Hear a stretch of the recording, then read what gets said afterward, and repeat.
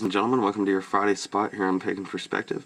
This week we're talking about pain and suffering, but especially pain and suffering connecting to spirituality. The commenter who left this question made a point that many people who are atheists or don't have any religion or spirituality really is because that they feel that if a God existed, he wouldn't, or he or she would not allow this kind of suffering and pain to be influenced on the world as a whole.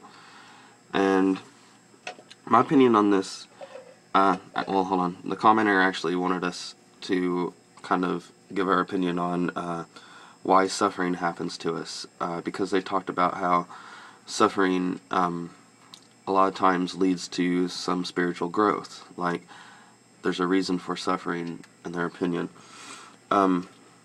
I believe a little bit of that. I believe that there are certain instances that allow spiritual growth.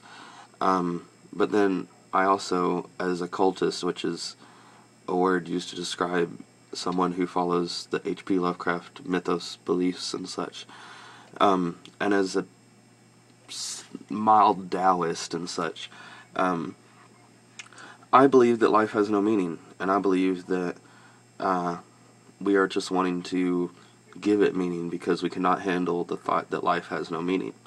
And this is another instance where we cannot handle the idea that suffering just happens. Pain and suffering just exist. And that doesn't necessarily mean that God doesn't exist. It just means that God is neither good nor bad. In my opinion, God is another word that is synonymous for the universe. And so I'm not actually worshiping a consciousness. I mean, there might be a consciousness there that I'm unaware of.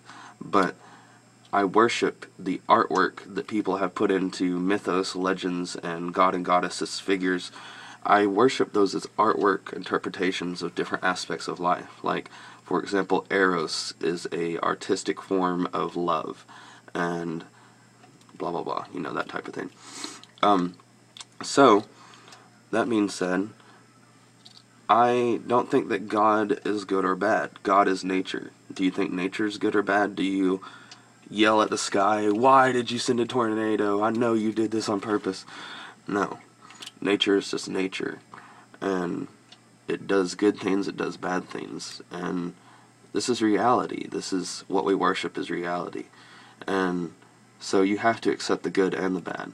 And you also have to accept that the bad things happen sometimes just for no fucking reason at all. Like, they just happen. And some people have it better than other people, some people have it harder than other people, and that just happens. That's just how life is.